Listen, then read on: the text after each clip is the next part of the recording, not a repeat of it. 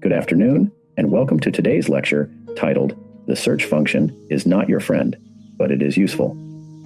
As we move further into our exploration of philosophy, we come face to face with the modern tools that shape how we access and process information. Search functions, whether through Google or academic databases, have transformed how we interact with knowledge, providing immediate access to vast data. Yet, despite their utility, these tools present us with opportunities and challenges, particularly when viewed through the lens of Plato's teachings. Plato's philosophy invites us to engage with knowledge in ways that transcend mere information gathering.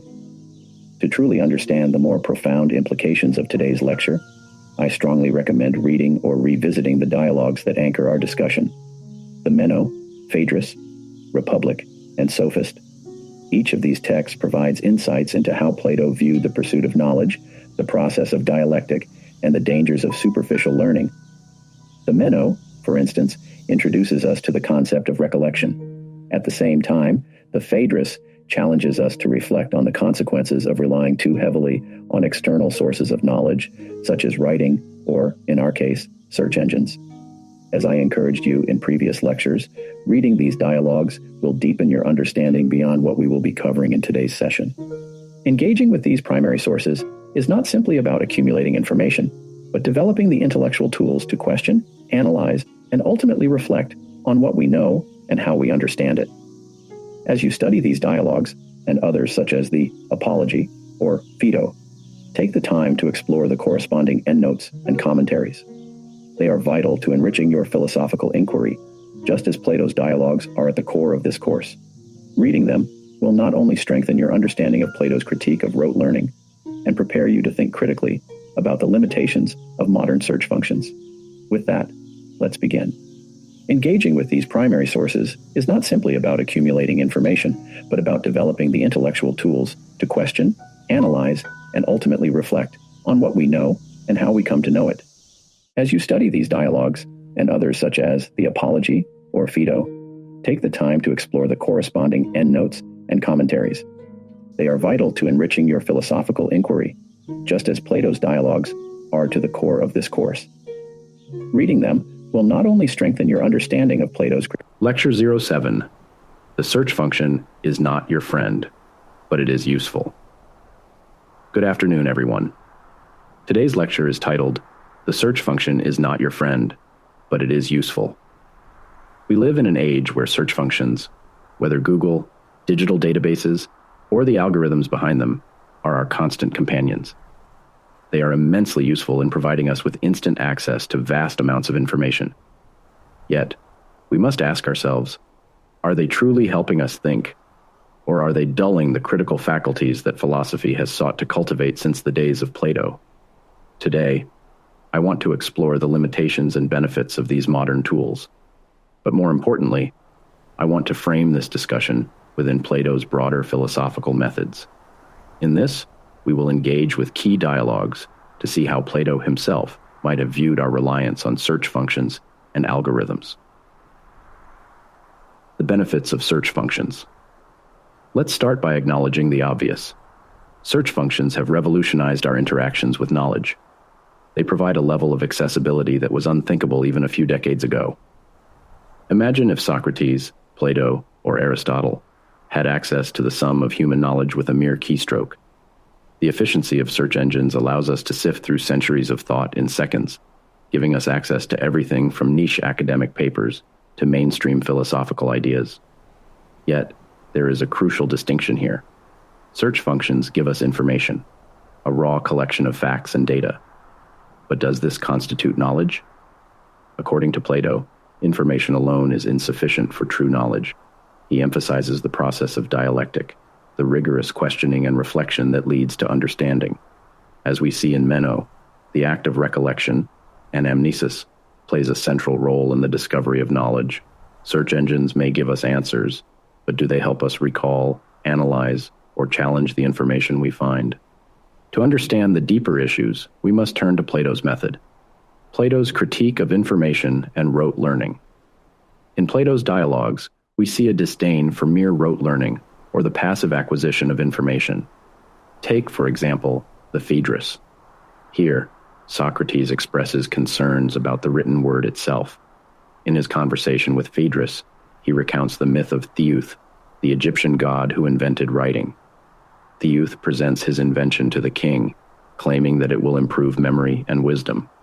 The king, however, rejects this, arguing that writing will create forgetfulness, for people will rely on external marks rather than internal recollection. Isn't this analogous to how we rely on search functions today? Instead of engaging deeply with ideas, we often skim the surface, relying on the ease of access rather than the labor of thought. Plato warns that while writing, or in our case the internet, may be useful, it can lead us away from true wisdom. Wisdom, for Plato, is something deeper than mere data or easily accessible facts. The dialectic versus search algorithms. Plato's dialectic method, which he outlines in The Republic and Sophist, presents a sharp contrast to how we typically engage with information today. The dialectic is a process of questioning, clarifying, and refining one's ideas in dialogue with others. This method requires patience, an openness to being wrong, and most importantly, time. It is not instantaneous, like a search query. In modern philosophy, we see a similar emphasis on process rather than results. Think of philosophers like Martin Heidegger, who delved into the question of being for years without offering a definitive answer. His work is an invitation to think, to question, and to engage with concepts deeply, something that a search engine, no matter how advanced, cannot replicate. Search algorithms, by their nature, aim for efficiency. They filter out the less relevant results and deliver what they deem most pertinent based on popularity or relevance to your query. But relevance, in philosophical terms, is not always straightforward. In Plato's Sophist, the Eleatic stranger discusses the difficulty of defining things through mere categories. A true philosopher is not one who seeks easy answers, but one who is willing to engage with complexity, with the nuances that cannot be captured by a simple search query. The role of aporia in learning. One of the most important aspects of Plato's dialogues is the concept of aporia, a state of puzzlement or confusion. In many of Plato's early dialogues, Socrates leads his interlocutors to a state of aporia where they realize that they don't know as much as they thought they did. This is a pivotal moment in the pursuit of knowledge, for it forces individuals to reconsider their assumptions and begin a more thoughtful inquiry. In the Apology, Socrates famously states that his wisdom consists in knowing that he knows nothing. Contrast this with the modern-day search function. When we type a query into a search engine, we are given a list of answers that supposedly resolve our questions. But do we ever truly engage with these answers? Rarely do we pause to question the assumptions that led us to ask in the first place. Instead, we are lulled into a false sense of certainty by the immediacy of the information provided. Socrates would have regarded this as a dangerous state of mind. Aporia is an essential precondition for philosophical reflection, but search engines, by design, prevent us from experiencing this important cognitive dissonance. They give us the illusion of knowledge without the hard work of self-reflection. The search function as a tool, not a crutch. This brings us to the heart of today's lecture. The search function is useful, but it is not your friend. It can provide you with information, but it cannot teach you how to think. It is a tool, and like any tool, its value depends on how we use it. If we rely on it too much, we risk losing the very skills that make us human, the ability to reason, to question, and to engage in meaningful dialogue. Plato's allegory of the cave in the Republic offers a helpful analogy here. In the allegory, the prisoners in the cave mistake shadows for reality because they have never seen the real objects casting those shadows. The process of philosophical inquiry is likened to escaping the cave and seeing the world as it truly is. Search engines can, at best, show us shadows, fragments of information that may point to deeper truths, but are not the truths themselves. It is only through dialectic, through the hard work of questioning and reflection, that we can truly see. The role of memory and recollection. Another key aspect of Plato's philosophy that challenges our reliance on search functions is his theory of recollection, as mentioned earlier in the Meno. Plato believed that learning is not the acquisition of new information, but the recollection of knowledge that our souls already possess. The search for truth, therefore, is an inward journey rather than an outward one. Search engines, by contrast, encourage an outward search. They suggest that the answers we seek are out there, waiting to be found. But for Plato, the most important truths are those that we come to through introspection and dialogue. The search function can give us data, but it cannot give us wisdom. Wisdom requires the kind of deep, reflective engagement that Plato encourages in dialogues like the Phaedrus and Phaedo. Conclusion: search with skepticism. In conclusion, I am not suggesting that we abandon search functions altogether.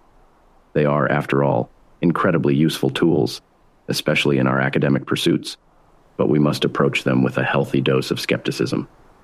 Plato's philosophy teaches us that wisdom is not something that can be handed to us on a platter. It is something that must be earned through the slow, sometimes painful, process of reflection and dialogue. As you continue your studies, I encourage you to use search functions as a starting point, not an end point. Use them to gather information, but then engage with that information in a deeper, more philosophical way. Ask yourself, what assumptions underlie the information I have found? What questions remain unanswered?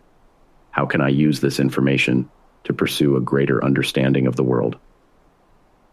Plato's methods, though ancient, are more relevant than ever in an age of instant information. The search function may not be your friend, but it is a tool that can be wielded wisely if you remember that true knowledge is not something that can be found in a search result. It is something you must discover within yourself. Thank you.